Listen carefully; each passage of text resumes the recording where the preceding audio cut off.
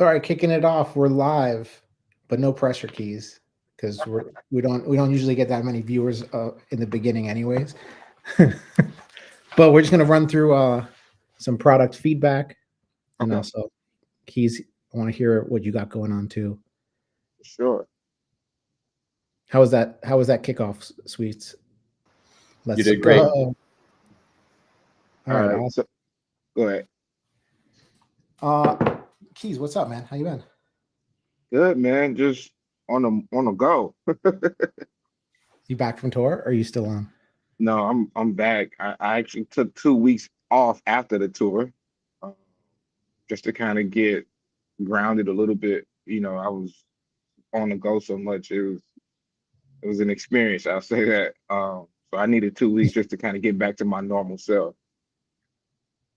That's good. So you got 2 weeks, and now you're jumping back into high gear. Yeah, yeah, man. Are they going back on tour anytime soon, or you get a little hiatus? Not that I know of right now. They got a couple of things brewing. There was a couple of offers, a couple of one-offs here and there, but not a full tour yet. They were on tour with Trevor Jackson. It was actually his tour, so they were opening up for him. Um, Fire. so hopefully by the end of the year or next year, it'll be another tour looking at some things over in the Philippines because they've been doing exceptionally well there. Um, just organically, even with this last release, with the streams and everything.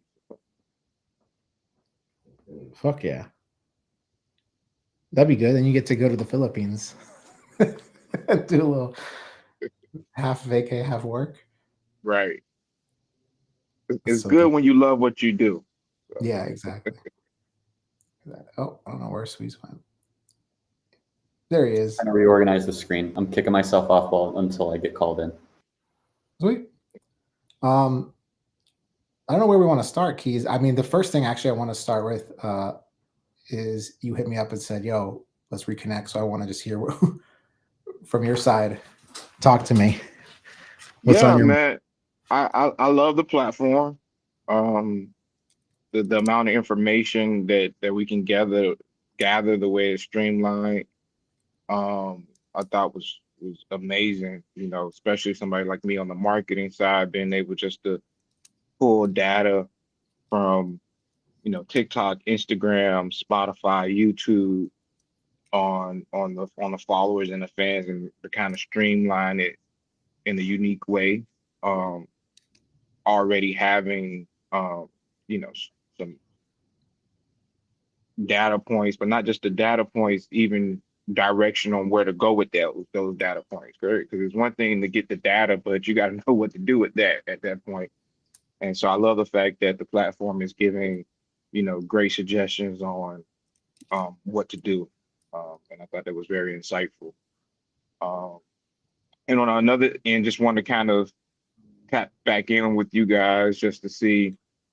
Um, I know it's still in beta, and just to see, okay, what's the next steps?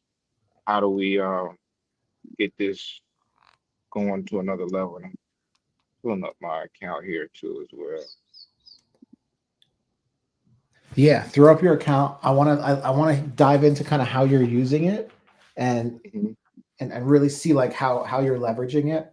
We also Okay, over the last like 2 weeks added some added some new models and have been really working towards revamping the fan segmentation feature. okay, I know you had texted me or DM me like, "Yo, like some of my fan segments are missing. What's going on and all that." So I want to right. dive into that to make sure that you have everything you need in your account, and if not, whatever's missing, we can make sure we identify so we can fix any little Okay, missing things or bugs.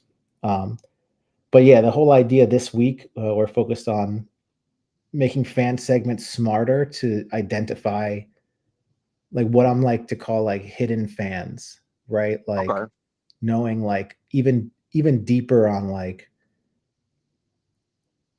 you know the there's a X percentage of your fan base is into aerial photography, like or getting real niche micro community specific. Yep. because Yep. I feel like those are the biggest opportunities for direct revenue generating campaigns that like may get overlooked a little bit, you know? Yeah. No, of course. The more niche you can go, especially early on, right, in the artist career as they're developing, I think that's what's most important now. Like I said, just being able to have that data there and then smart suggestions and on what you should do or what could be options is invaluable, I think.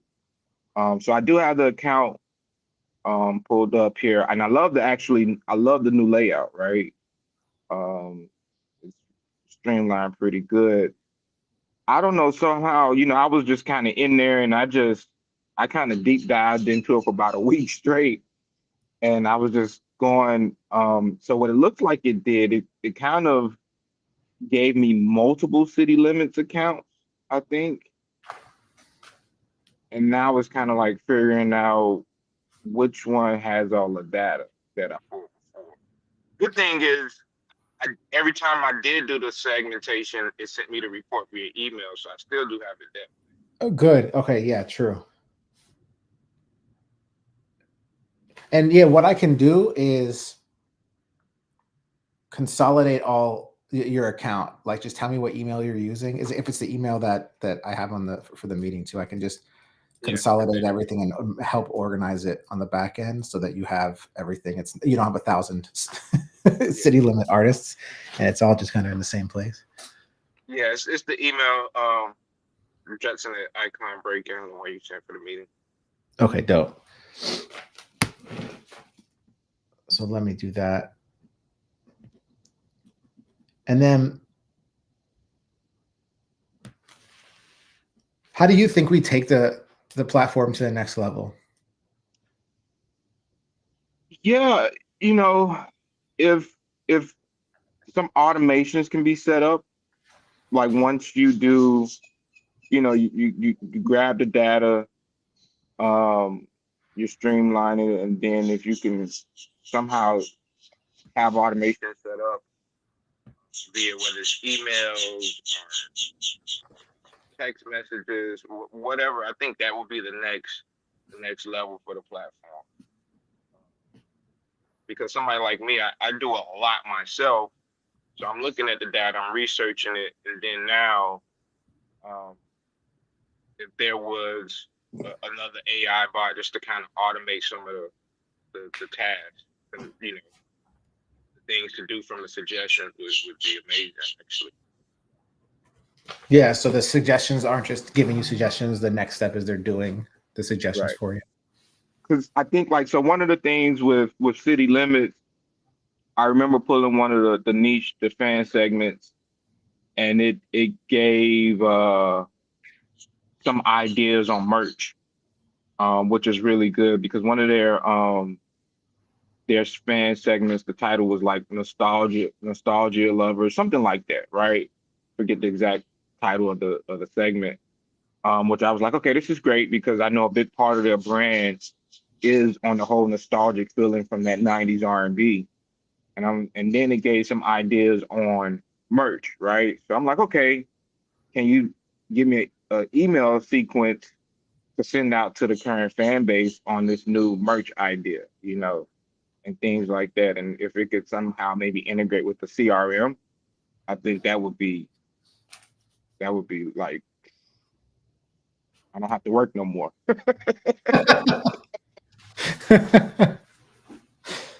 What? That's the Keys, goal. what Right? CRM are you using? I heard you say CRM, and it's come up a couple times with the labels we're talking to. What's the current Mhm. CRM that you're using for your campaigns? So right now for the artists, I'm using a platform called True Portals, TRU. Um, they're new.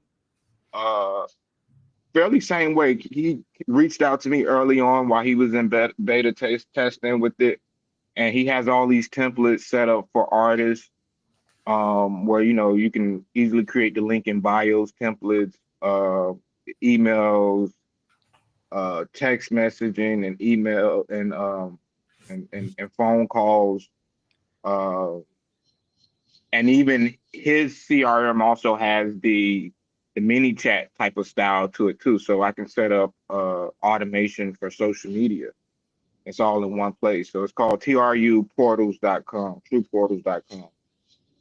And so that's what I've been using for city limits. Been working fairly well for me. I know another one that's out there is Forever Fan. Are you guys familiar with Forever Fan? So Sweet. Forever. Have you heard of Forever? No. No, Yeah, sir. no, me either.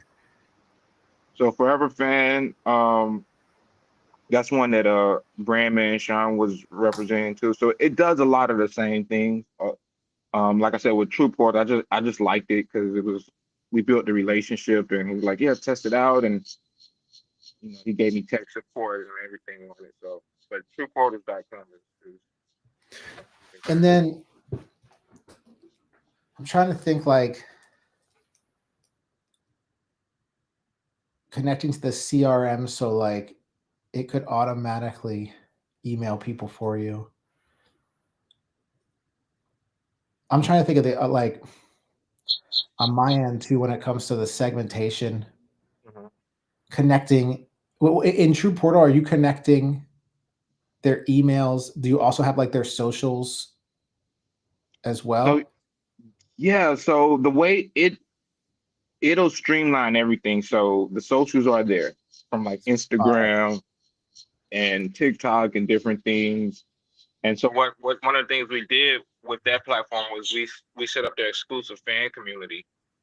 Um, and so right now we have about 200 people in the fan community just off a soft launch. We posted it a couple of times in the story, one time on their feed, or maybe two times on their feed, and we had about 200 people sign up.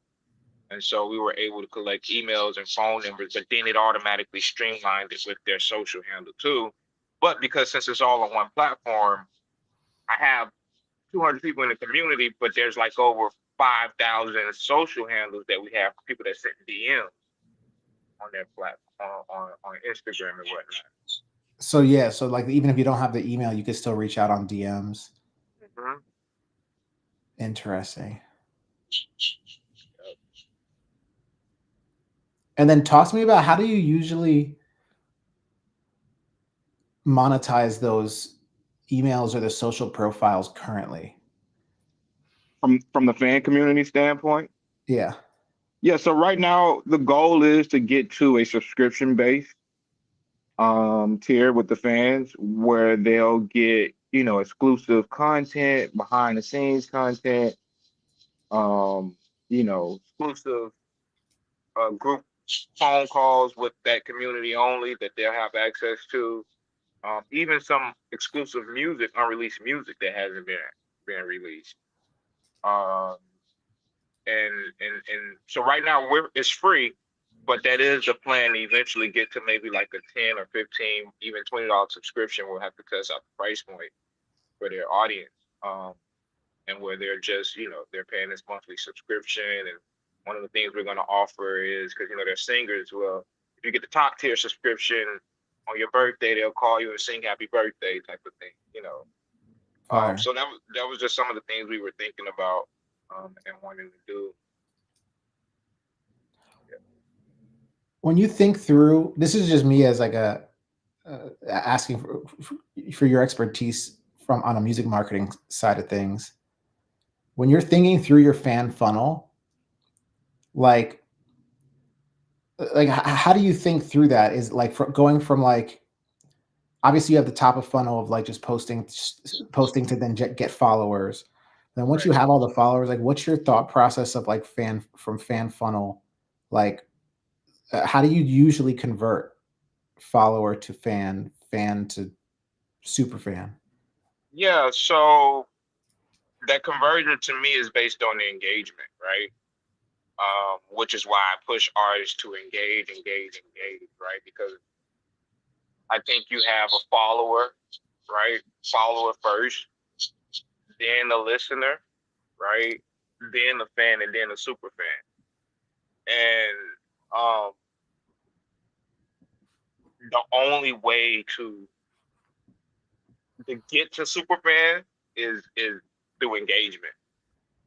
And I've been on a couple of conference calls where people say that's really a one-by-one type of thing now. And the more I'm doing it actively, I do believe that because I'm seeing it happen in real time, and I'm looking at, okay, I'll see the guys, how many super fans we have out of that fan community, right? We got 200 fans. How many of those people are super fans? And I'm like, the real super fans, the people that buy merch, the people that's engaging on every platform they buy, they're flying to one of the fans. She flew to a couple of different cities to watch them perform, and that was through that direct engagement. She was the first one they actually gave a video call to one day last year. And I'm like, okay, this is really how it's done. And then as you get bigger, I think it'll happen more naturally. It'll be less one-on-one engagement, but early on, that one-on-one interaction, building the rapport is the way it's done. What are your thoughts on how to scale that? Well, so engagement, right? I think with the social media automations like the mini chats, which, like I told you, we have that automation with True Quarters as well. You know, setting up the automations to kind of respond some stuff to some things automatically. And that because even too, like people just responding, the artists responding back to the fans in the comments, right? One girl, she commented the other day, she was like, "Oh my gosh, thank you for responding back to me." And so at scale, it'll be some automation type of thing, maybe. Another thing that we did with the direct interaction to take the automation out of it was, so the last tour date, we did an exclusive Zoom call for all the fans who had pre-saved the single in the fan community. And I think I won't get exact numbers, but we converted about 30% from that call into merch sales. Huh. Do you think the fans associate the automation with the artists? Like I guess I'm trying to think through it, like at how real does the how do I say this? Is the goal to make it to this is the wrong way phrasing of this, but like, does the automation need to feel like it's actually the artist It does. responding? It Like, does. and that's what matters for that engagement. Like so the fan, even though it's an automation, the fan doesn't know it's ManyChat behind the scenes. They just think that the artist just was quick to respond. That's the goal. I think now with ManyChat, that whole, especially with the comment this keyword, it's kind of obvious now. Yeah. So even in like how you set up that automation with the delays, maybe if they know the top of that funnel is automated, but then it starts to feel more personalized and engaged, then maybe so. I think, but then there's things you can do. You put in a 2-minute delay or something, 3-minute delay, so it's not just immediately. The response isn't so immediate. But I think early on, and it depends, right? Because if we're talking about an artist that doesn't have millions of followers yet, I think a big part of the engagement, that rapport, that should be there, right?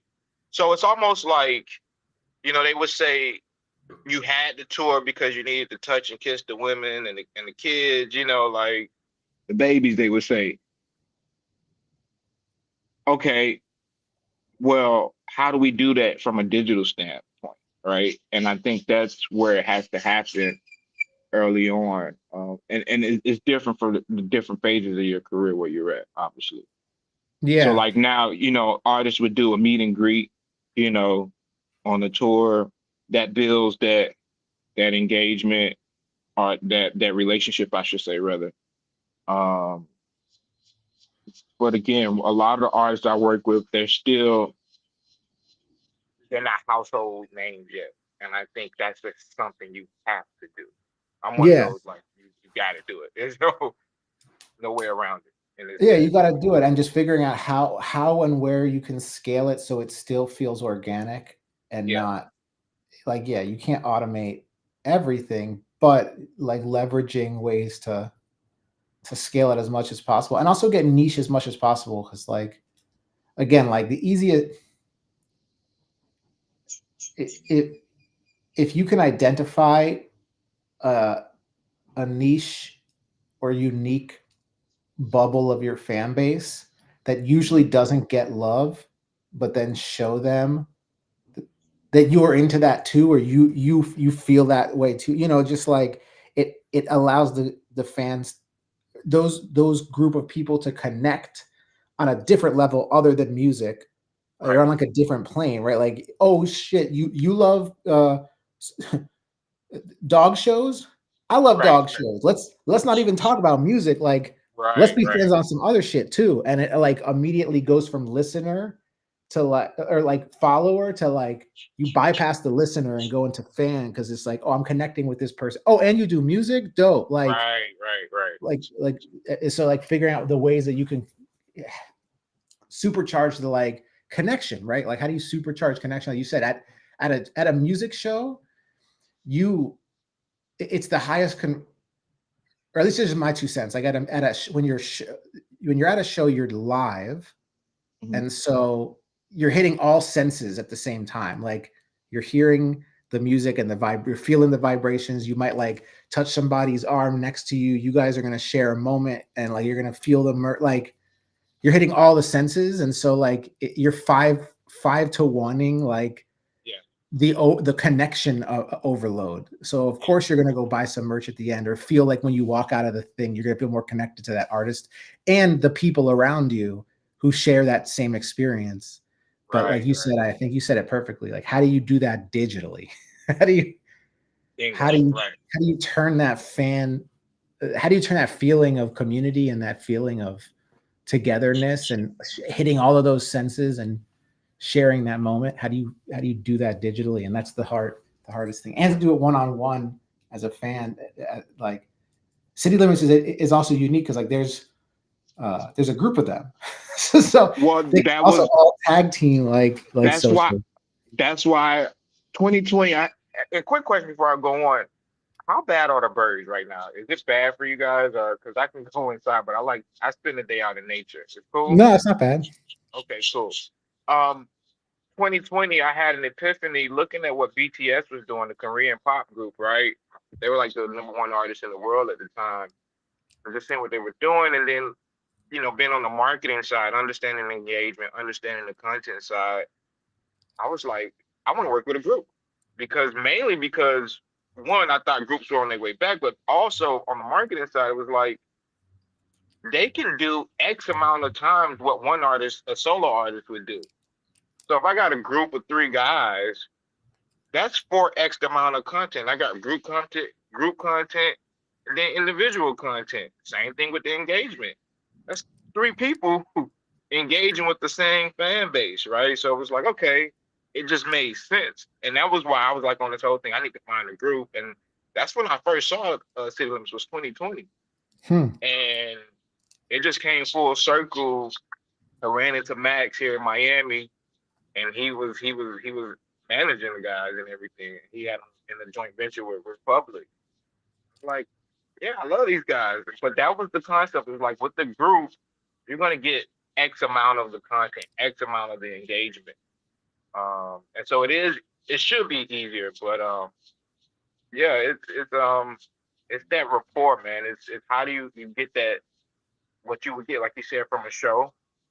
How do we translate that digitally and make it's close? Obviously, you're not gonna get the physical part, but as much of it as we can. Um, and it's just about building that rapport. When you were using the platform, what was what was like an interesting thing that you realized, or like, was there any interesting segments or any interesting like campaign ideas that that it came up with, where you're like, oh shit, this is Yeah, I think the most interesting segment for me was the nostalgia segment, and I forget the exact name. Let me pull up my email here. Um, because it was just like so confirming what I was seeing, and then it was like, okay, well, then you should do this type of merch. I'm like, huh, okay, I never thought about it like that. Yeah, so it's the nostalgic music lovers was the segment. Um, and being able to obviously get like the peak activity times on each platform, the hashtags that were preferred. But I think what really took it over the top for me was when it was like, hey, this is a great content idea, or this is a great merch idea uh, for this segment. did you do the merch idea? Or is that I'm next? working on it now. I'm waiting on the label to Yeah. approve it. Fuck yeah. I'm waiting on the label to approve the design now. So Fuck yeah. yeah. Um,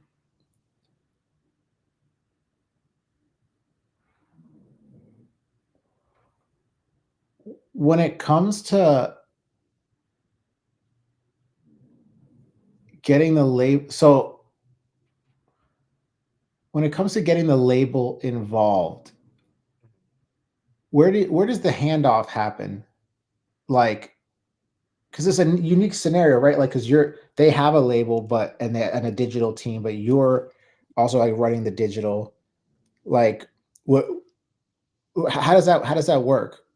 Well, I don't know what part of this you have to edit, but so I'll just tell you. All right, so when I got on board with them, they were signed to Republic via the joint venture, and I came on board, as the other side obviously was Republic and Artistry Records.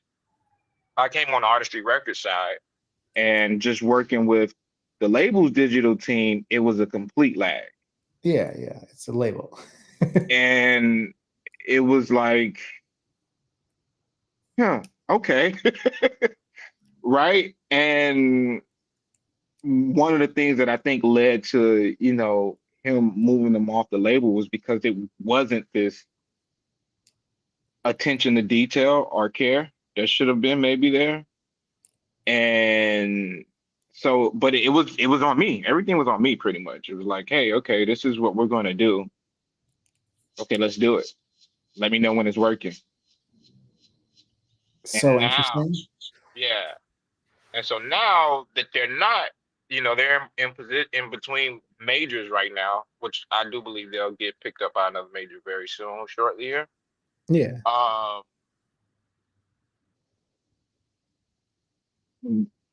I put it like this: the results we're getting with this release off the major is 100 times better than the results we got with the release with the major. Wow. That's Yeah. crazy.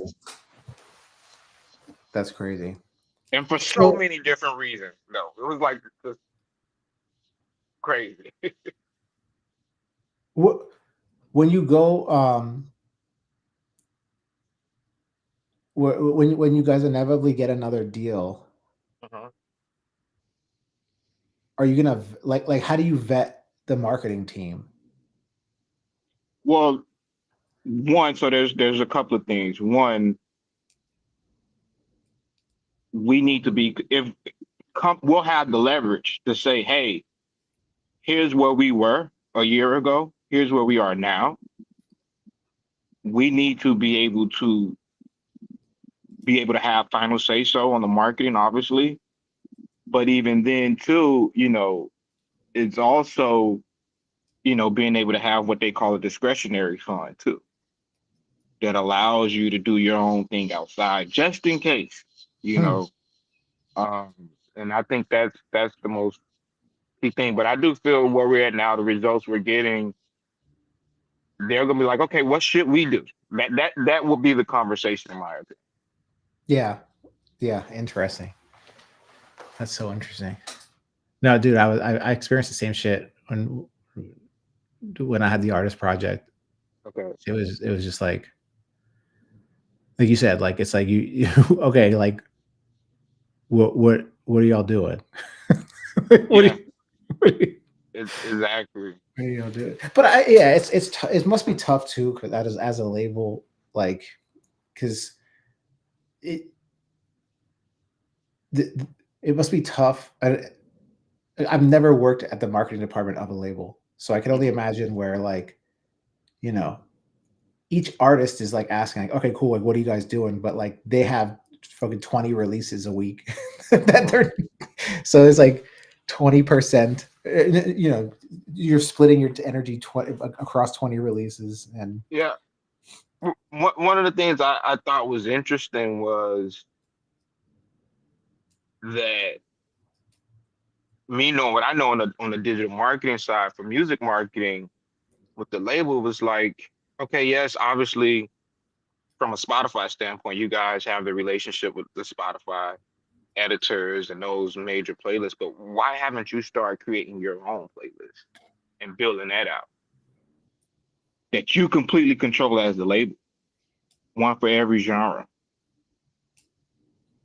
To me, that was, and some of them did, but it was like you haven't spent the time to build that playlist because you can build a playlist and the playlist can have followers, right? Which is how it works. And so that means anytime I need to put a new song or a new artist into that playlist, I've already built this playlist that we control. And so part of it is that, which has been the typical thing with the music industry, when new tech comes on, there's this gap in between uh like the embracing of the new tech and how do we best utilize it, because I just feel like it was still, and this to me, this is the biggest thing. The old business, the biggest media platform was TV and radio, which, they completely control all the way across the board. Now, social media being for sure the biggest media platform, people are spending more time on their phones than they do watching TV, you know? So understanding that hadn't quite, how do we really build on this social media platform? And that's why it became, well, we want to see you already going viral, already having that momentum, because that part is already done. Then we can easily amplify you through, yeah, now we can send you through TV and radio. It's easy to amplify, but building it from scratch on social media, there's the disconnect there on how to do that the right way. that's so interesting about the playlist thing that you just said. Is playlisting still a valid strategy? Um, for streams, but it doesn't necessarily result in fan acquisition or convert fans, because most people, when they do hear a playlist, they're listening passively, right? A lot of people playlist, they're in the gym, they're on their way to work or at work, right? And so they're doing something. They're not, oh, this is Spotify and this is City Limits. The song will come on, and if you have to really, really like the song to go pick up your phone, stop what you're doing, find and go through the whole discovery funnel. And so that's what they realized. Playlisting didn't necessarily convert to the fan acquisition. But my whole thing with the playlist was like, well, we know how important it is to the platform. It's just, if that was, everybody was so highly playlist, why haven't we built our own playlist out? Yeah, And yeah, we I agree. Yeah, yeah, yeah. That's so interesting. Damn. yeah. But I'm happy it made room for people like me. Yeah, exactly. Exactly. Yeah. Sweets, you still there? I don't know if he's there. He is. Yep. How can I Sweets, help? you got any questions or any thoughts? Nope, just observing and listening over here, coding on Instagram scrapers. Let's fucking go. Um, Keys, what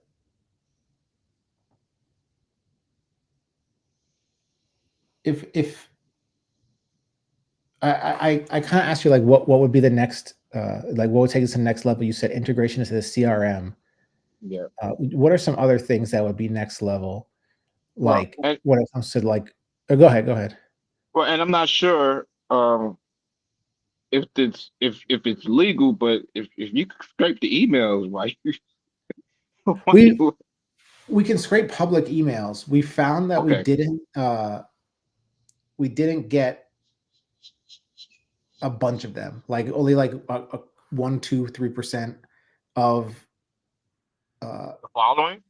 of the not of the following of the fans. So of commenters or people that are engaged already.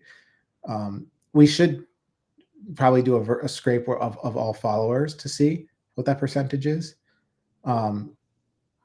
But even still from the marketing side, we know a 1%, 2% conversion rate. That's average. So that's not bad. All right, that's true. That's true. And then once you have those emails, Mm-hmm. what do you do with them? Well, for my plan, I want to get them as many into the fan community. So it's like I'm trying to think of like next step. Like okay, so imagine the tool that could deliver you the emails, and we can also like split every followers into the segments. So you knew like here's a bunch of emails. This email, this group of emails, is into the nostalgic Right. category, right? Right. How would you manually build them into the community?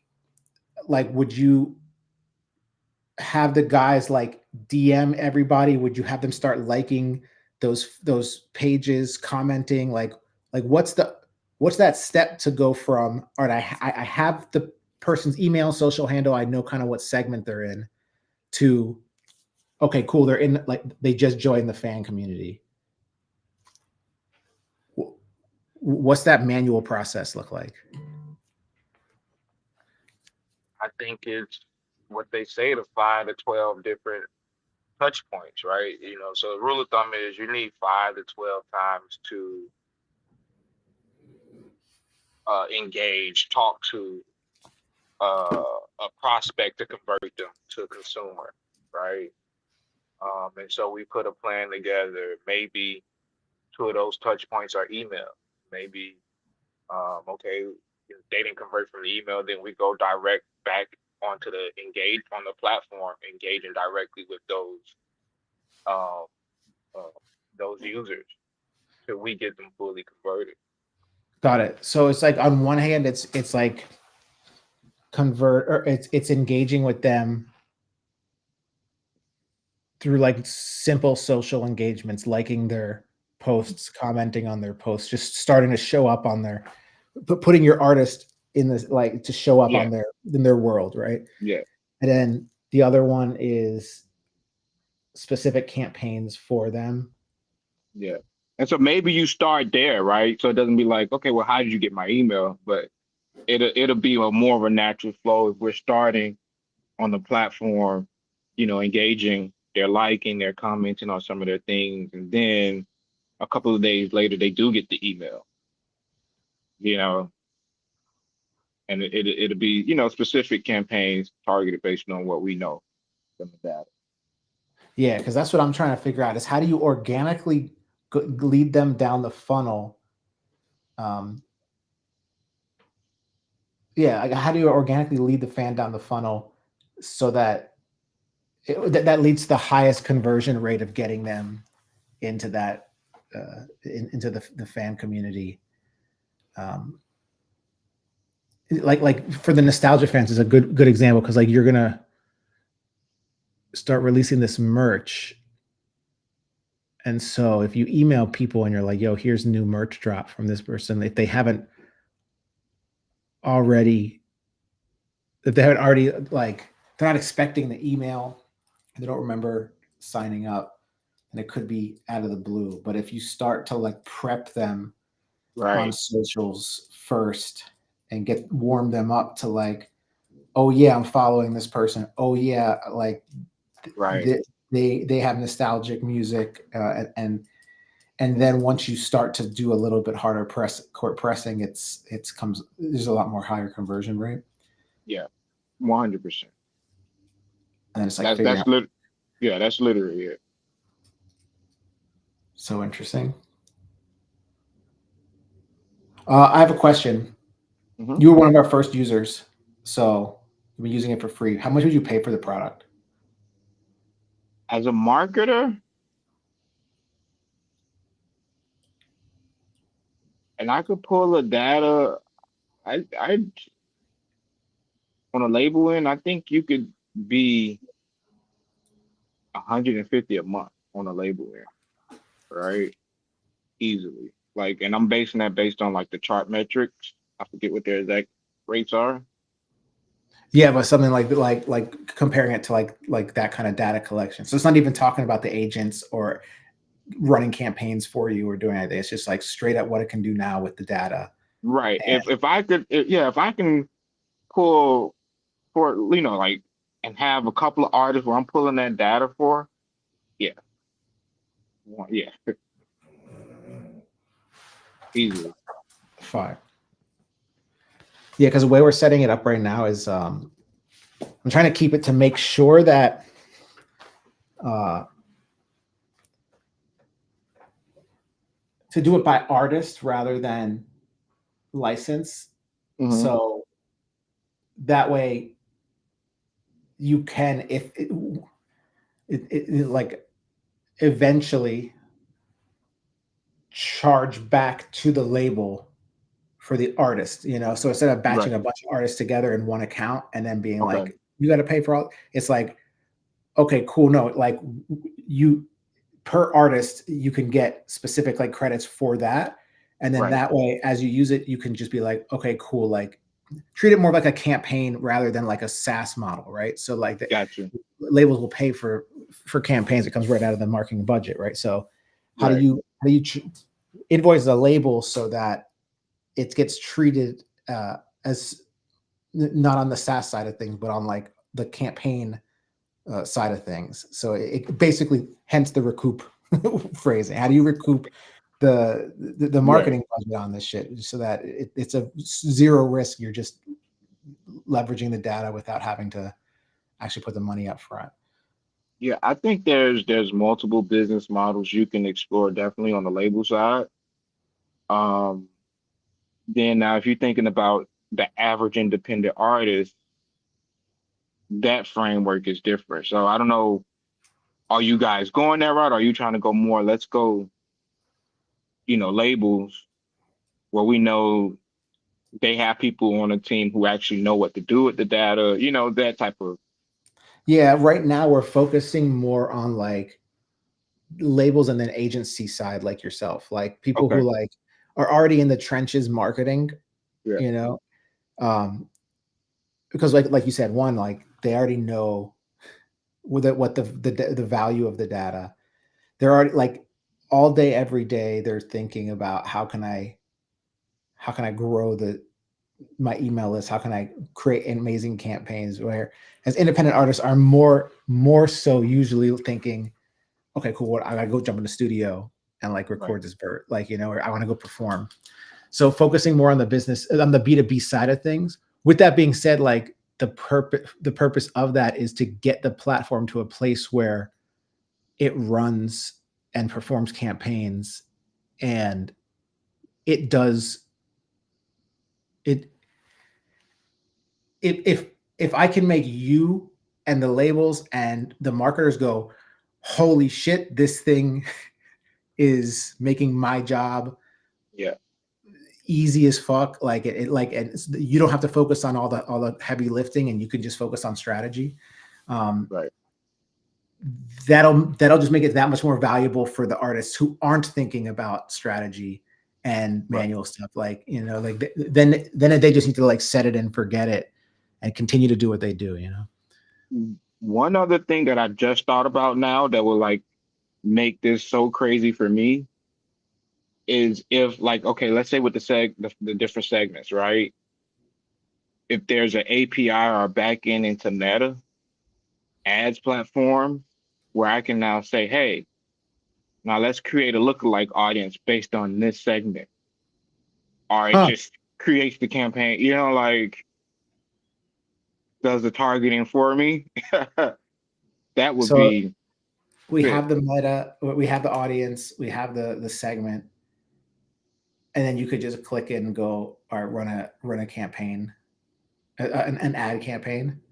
Yes, Are you running a lot of ad campaigns like for that's upcoming? Yeah. so what I feel like my main specialty is as a music marketer is Spotify. I haven't seen many people move Spotify the way I can. And so a big part of how I do that is via ads on that. And so obviously there's a formula that I'm using to get the results, but yeah. Got it. What percentage of the strategy is on targeted ads versus organic? For to grow Spotify, Yeah. 99.9%. Is targeted paid ads? Yes. I think it's the Wow. best way to do it. Right? Because we were talking about the playlisting earlier, right? Playlisting doesn't mean fan acquisition. If I'm running an ad, social media, which we know is the biggest media platform, one, it allows the consumer to discover the artist because you'll see the ad, right? Like so what's worked really well for us is like in studio performances of the song. And so we'll run an ad on that and we'll drive people directly to Spotify, to the song on Spotify. And what happens is we've seen these campaigns convert on levels, right? So a high percentage will go stream the song, right? Not only do they stream it, they save it, which means they're going to listen to it again. They'll add it to a personal playlist.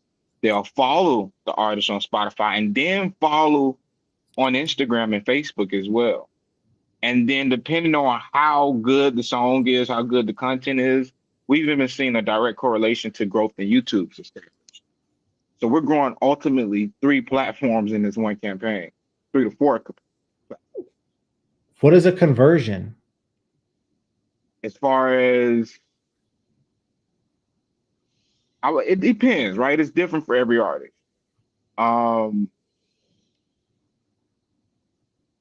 I don't know the conversion rate right now. I'm not sure, like from reach to what we're converting. I know I can tell you what the cost is, right? So a good campaign, I can get listeners, monthly listeners at like 10 cents per spin for the spin. Monthly listener That's a per. great. So yeah, so like a great campaign, which with City Limits, my cost per monthly listener, which is going to be the highest thing next to the streams, right? Is about 10 cents, 10 to 15 cents per listener. But you're not capturing their email, right? We're not capturing their email with that campaign. No. Is that because you drive them directly to the Spotify from the ad as opposed to driving them to like a landing page to Right. log in? Right. Yes. Right. So and there's obviously different type of campaigns, but the main thing, my goal is with those um they're what I call early on discovery for the is to trigger Spotify's algorithm. So Gotcha. I'm running my budget, I'm really budget heavy the first 10 days of a release, meaning I'm not spending nothing under $200 a day for the first 10 days And just because driving people straight to Spotify. that'll trigger Spotify's algorithm now. So once I cut the ad campaign off, we're living off of the algorithmic because we've triggered the algorithm. So now there's the algorithmic playlists that kick in like Discover Weekly, radio, Release Radar, but the best are Discover Weekly and Release. You can get a lot of streams from Release Radar too. But the goal is to trigger the algorithm. So when we do cut the ads off, the algorithm starts to do the heavy lifting, right? And then, as well as what becomes the long-term value of the stream is everybody that saved it. So now what I am getting like with them, I'm getting like an 87% listener to save ratio. Huh. Wow. Yeah. And then this is from lookalike audience targeting? No, this is my first campaigns early on wide. We go wide. Really?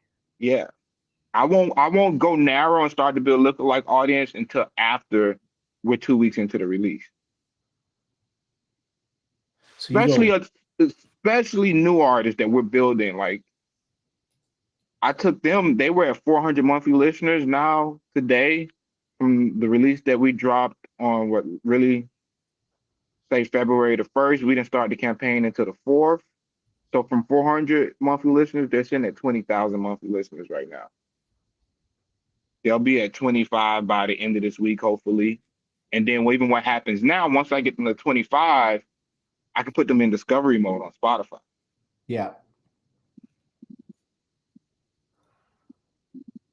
So Which is interesting. which I've seen with discovery mode easily 200% increase.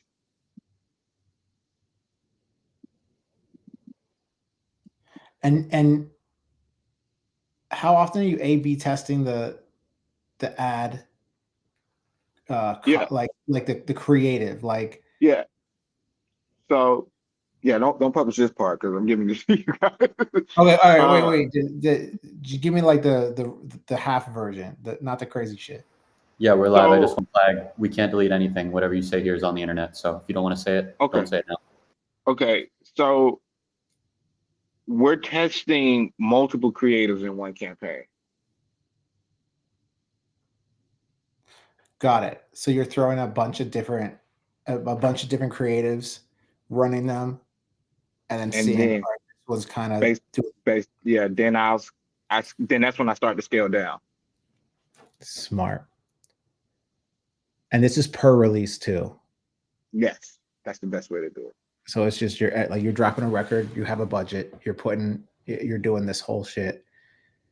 And it's just, how often are you releasing? Or is it, So my theory is you should be releasing every 6 weeks. and just keep running it up? Because it's each release is a building block. Because we're in the day and age where I again, because I work with a lot of what we call baby acts, right? Meaning they don't have the numbers yet. And so it used to be, let's find the perfect single and run this single for 2 years if need be, you know. Now it's more like it's the quantity game. That And is the algorithm to me. You got to play the quantity game. And so even here, which is what we did, well, again, my strategy with them was, no, we're going to do a double single release. Because I'm also split testing the single too. It was crazy, right? smart. So you're split testing the audio and the creative to see what's kicking Yes. in. That's smart. It just sucks that you just don't capture the email. Well, and then so those are later for me, later campaigns. We can start to run campaigns to really capture that email and things like that. But even two, which, and I'm not 100, but I think no, you don't capture the email. Not like that. You have to run, a specific opt-in campaign to really get the emails. Yeah. Which then just adds a click. Right. When you when you run your campaigns, is it targeted just to Spotify? So like, but if you go wide, like, are you just assuming that the market share has Spotify, or are you Well, specifically targeting people with Spotify accounts? well, yeah. So that's part of it. We're targeting Spotify users. Um, I mean, just from the overall numbers, Spotify does dominate the market Yeah, share. And yeah, we're going, and we could do it to Apple. The difference is Apple's algorithm isn't as artist friendly as Spotify's algorithm is. yeah, So, interesting. I know once we cut the ad campaigns off, obviously we're not going to be on the incline every day, but we're not flatline. So as soon as I cut the ads off day one, for the first, there'll be a slow decline, but then it levels out because the people we did, because of the listeners to save ratio, and then because of the algorithmic playlist that'll put us in front of new people, you know, every so often. What you said, 99% of the budget for Spotify or for paid ads. Uh,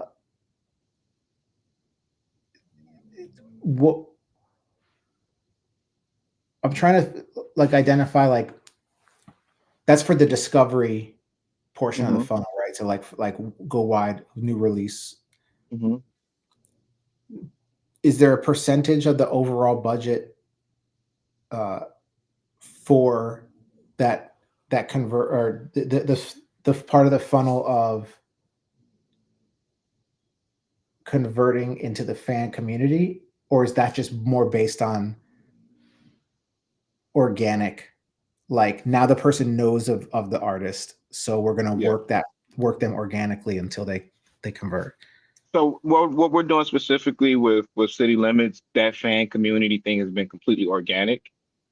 But in a perfect world, we would love to get into, second phase, third phase campaigns where we are allocating, part of the budget to convert more people into the fan community. Um, Another, depending on the budget, another part of the budget um, would be, going to the right blogs too. But my thing with the blogs is you need to have a certain amount of social proof Hmm. for the blogs to really convert to a fan for you. Interesting. Yeah, so you got to go wide first, and you got to get as many eyeballs as possible Exactly. for a couple releases, and then you kind of just start to taper back You and can, then niche out. And yeah. that's so interesting, dude. I appreciate you just giving me like the full, like I feel like you just I'm schooled just me. super passionate about this, You gave me man. you gave me the free course, bro. I'm super passionate about it. And it was like once I figured it out, because then it was like I figured it out. I was like, wait, why aren't they doing this at the labels? So I feel like like half of it is like they're also just relying on, uh, like you said, like they're they agree with the it's a numbers game, but they're mhm, doing it on a roster level, not on an artist level. So right. they're shooting shots with 100 artists to and doubling But down on the ones that are which popping. is I'm not mad at the business model. It's not a bad business model, right? But and it's also the reason why I think, if they continue to follow that, we won't see any superstars ever again.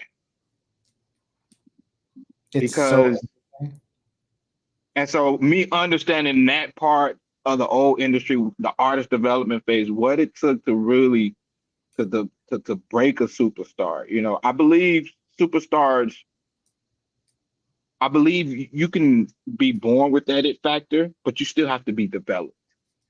And that takes time, and there's a certain amount of talent that needs to be there, to really like the question, are we gonna see another Michael Jackson? Are we gonna see another Prince? You know? And I believe it's possible, but you have to get back to the point to where you're developing these baby acts, because often that level of talent,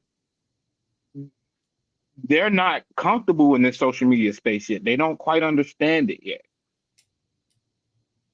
And so you have to be able to say, okay, here's how we build it. And that's just my take on it, but I'm in my own world sometimes. No, I agree. I agree with it 1,000%. Because it's like artist development is it's also like brand development. It's also like, at its core, like, so you could be the most talented person in the world, but like if you're not consistently building the brand around your the artistry, then nobody knows. I got the ABCs of the new music business. I say artist development from a creative side, brand development, and then content development. If you can figure those three things out, you'll do just fine. Yeah. That's so interesting. No, dude, I appreciate it. I know we've been on for a while. I don't want to keep you too long, but before we jump off, is there any well, on my action list is to, on the back end, organize your account so that it's just one artist instead of a bunch of artists, or not have the multiple artists. Yeah, that'll be great, because kind of what happened was I was testing it right before I went on tour, and then I went on tour and it was like, okay, my life is in a whirlwind right now. I can't do anything but focus on this. And okay, so now I'm off, and so it's like, okay, let me pick things back up and really figure out what to do with this data, right? Really, like what's gonna move the needle, because there's a certain momentum we have now, and I just want to push that into the ground as long as I can. Yeah. So let's do that then. I'll organize your. I might need you to like. I'll talk to Sweets what we got to do to set it up so that we revamp your credits and get everything going. Okay. You might need to like sign up for a pro account, and then I'll just like do a refund for you. Okay. But at least that way that'll set up your monthly credits, because we're kind of like redoing that. And then once we have that, I just want to keep going back and forth with you to find where you're hitting your limitations on the platform, where you're like, yo, like I'm trying to get this, but it's not giving me what I want, Yeah. Or if you find something you're like, yo, I would love this feature or whatever. Yeah. The only thing, like I said, because I got the segments, which I thought was great. Then I started to treat it like a chat GPT. And that's where it started to like, okay, he's using a lot of credits here. I started to really just to kind of feed it like I would feed a chat GPT. Yeah. So that's what I thought of. It was like, yo, this is an artist music-based chat GPT that's, like I said, I love the way that the segments were streamlined and everything. I'm like, okay, this is very interesting. Yeah. And the next steps is I want to get better segments for you to identify. Like I think the next phase of this is identifying segments that you wouldn't have thought of, right? Like you said, like that, like or segments that like confirm your thoughts, but giving you the hard data like against them, right? So you're like, yes, I've been feeling this, I've been seeing this, but like here's the data to prove it. Confirm it, yeah. And then like the next step of like, how do we like you have like the nostalgia fans, right? Like how do we make that segment even more monetizable for you, where it's like not just nostalgia fans, but it's like nostalgia fans who attend this festival.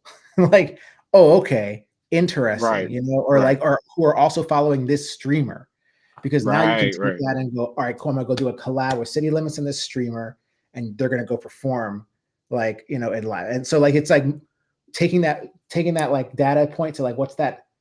Don't just do a merch line, and partner with this this event or this brand because X, Y, and Z. And get you to revenue, get you to revenue driving opportunities as fast Yeah. as we can. Because then, like, that's the hardest part. Is that you just said you're running, you know, monetized ads for discovery for monthly listeners. How do we get you that money back as Right, soon as right. No, you're right. possible Yeah, you're while right. you're in between the deals, right? Like, Right. yeah. So I'm No, that would excited. be great if it showed me how to do that. You know, Any because other things you could think of like that? Like, let me know.